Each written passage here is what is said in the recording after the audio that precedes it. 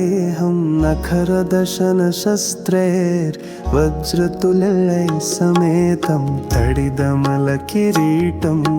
मूर्धिरोमाङ्कितं च हरितकुसुमभासं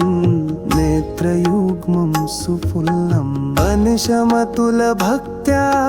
रामदेवस्य योग्यानने कृलगुरुचरित्राण्यास्य पद्माद्वदन्तं स्फटिकमणिनिकाशे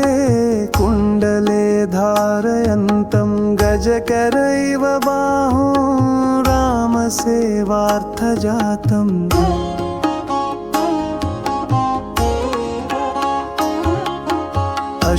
अशनिसमदृढिम्नं दीर्घवक्षस्थलं च नवकमलसुपादं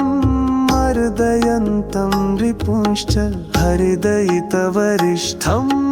प्राणसूनुं बलाढ्यं निखिलगुणसमेतं चिन्तये वानरेशं मरकतमणिवर्णं दिव्यसौन्दर्यदेहं नखरदशनशस्त्रैर्वज्रतुल्यैः समेतं तडिदमलकिरीटं मूर्धिरोमाङ्कितं च हरितकुसुमभासं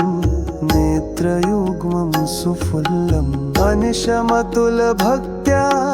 रामदेवस्य योग्यानैर्खिलगुरुचरित्राण्यास्य पद्माद्वदन्तं स्फटिकमणिनिकाशे कुण्डले धारयन्तं गजकरैव बाहु रामसेवार्थजातम्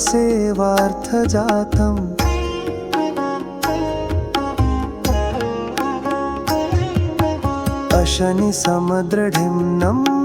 दीर्घवक्षस्थलं च नवकमलसुपादं मर्दयन्तं रिपुंश्च हरिदयितवरिष्ठं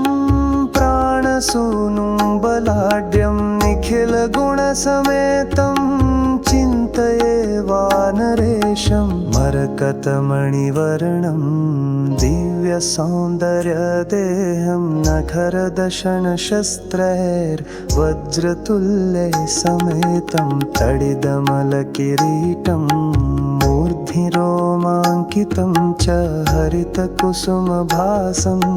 नेत्रयुग्मं सुफुल्लम् अनिशमतुलभक्त्या रामदेवस्य योग्यानैर्खिलगुरुचरित्राण्यास्य पद्माद्वदन्तं स्फटिकमणिनिकाशे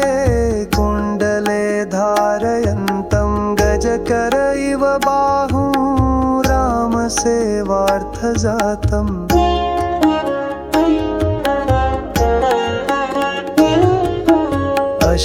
अशनिसमदृढिम्नं दीर्घवक्षस्थलं च नवकमलसुपादं मर्दयन्तं रिपुंश्च हरिदयितवरिष्ठं प्राणसूनुं बलाढ्यं निखिलगुणसमेतं चिन्तये वानरेशम् इति मार्कण्डेयेन